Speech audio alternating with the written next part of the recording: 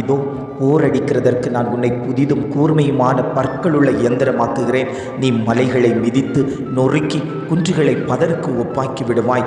அவைகளை தூற்றுவாய். அப்பொழுது காற்று அவைகளை கொண்டு போய் சுழற்காற்று அவைகளை பறக்கடிக்கும். நீயோ கர்த்தருக்குள்ளே களி கூர்ந்து இஸ்ரவேலின் பரிசுத்தருக்குள்ளே மேன்மை பாராட்டி கொண்டிருப்பாய். சிறுமையும் எளிமையுமானவர்கள் தண்ணீரை தேடி அது கிடையாமல் அவர்கள் நாவு தாகத்தால் வரலும்போது கர்த்தராகிய நான் அவர்களுக்கு செவி கொடுத்து இஸ்ரவேலின் தேவனாகிய நான் அவர்களை கைவிடாதிருப்பேன் என்று ஆண்டவர் ஒவ்வொரு குடும்பங்களையும் பார்த்து சொல்லிக் கொண்டிருக்கிறார். அநேகர் உங்களை கைவிட்டிருக்கலாம். அநேகர் உங்களுக்கு துணை நிற்காமல் உங்களுக்கு விரோதமாய் அநேக வார்த்தைகள் பேசியிருக்கலாம். ஆண்டவர் சொல்லுகிறார், நான் உங்களை கைவிடுவதில்லை. உங்கள் குடும்பங்களுக்கு தேவையான எல்லாவற்றையும் நான் இந்த மாதத்தில் செய்து தருவேன். நான் உங்களுக்கு துணையாக நிற்பேன். உங்கள் குடும்பங்களில் இருக்கக்கூடிய அந்த பயப்படுதலின் காரியங்கள் எல்லாவற்றையும் நான் மாற்றி உங்களை சுகபல ஆரோக்கியத்தோடு வாழ நான் உங்களோடு கூட இருப்பேன். நீங்கள் மேன்மையாயிருப்பீர்கள். உங்களுக்கு ஒன்றும் குறைவுபடுவது இல்லை.